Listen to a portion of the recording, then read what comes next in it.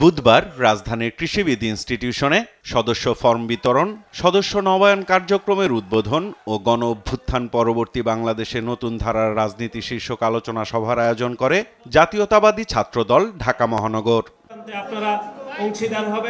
এ সময় ছাত্র দলের ভাবমূর্তি ক্ষুণ্ণের ষড়যন্ত্র চলছে বলে মন্তব্য করেন বক্তারা। যাদের রাজনীতি হলো আন্ডারগ্রাউন্ড এবং গোপনে এবং ষড়যন্ত্রমূলক রাজনীতি, তারা আন্ডারগ্রাউন্ড রাজনীতি থেকে এখনো বের হতে পারছে না।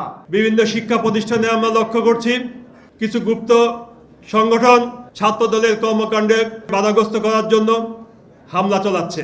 ঢাকার ২ মহানগরের সভাপতি বলেন, অনুপ্রবেশকারীদের বিএনপিতে স্থান নেই। সংস্কারের দোহাই দিয়ে জনগণকে নির্বাচন থেকে দূরে না রাখার আহ্বান জানান তারা। বাংলাদেশে ভবিষ্যতে আর যাতে কোনো স্বৈরাচারের জন্ম না হয়, সংস্কারের দোহাই দিয়ে নির্বাচন থেকে দেশের মানুষকে দূরে রাখার কোনো চেষ্টা আপনারা করবেন না। যারা এই খুনি হাসিনার দোষর ছিল, যারা তাদের ছত্রছায়ায় বিভিন্ন জায়গায় সন্ত্রাস করেছে, দুর্নীতি করেছে, তাদেরকে কিছুতেই এই দলে ঢুকতে দেওয়া যাবে না। প্রধান অতিথির বক্তব্যে বিএনপি মহাসচিব মির্জা ফখরুল ইসলাম আলমগীর বলেন, দেশের জনগণ দ্রুত গণতান্ত্রিক পরিবেশে ফিরে যেতে চাইলেও নির্বাচন নিয়ে সরকারের আন্তরিকতা নিয়ে সন্দেহের সৃষ্টি হয়েছে। স্থানীয় সরকার উপদেষ্টা যিনি আছেন, তিনি বলেছেন ফ্যাসিস্টদের লোকেরা যদি কেউ মাপ চেয়ে নির্বাচনে অংশ নিতে চায় তাহলে তারা অংশ নিতে পারবে।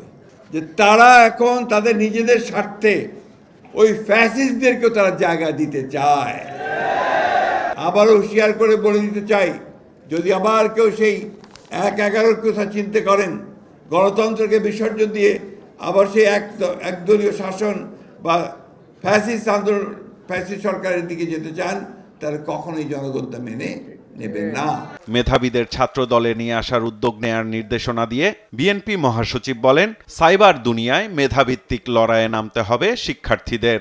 তোমরা ওই মোবাইল সেটটা খুব ভালো বোঝো, লড়াইটা ওইখানে চালাও। That is the most important place. ওই জায়গায় তোমরা যদি লড়াই করতে পারো, তাহলে তোমাদের বিজয় কেউ ঠেকাতে পারবে। সাইফুল রিপন, দেশ টিভি, ঢাকা। ছাত্রদল একটা নতুন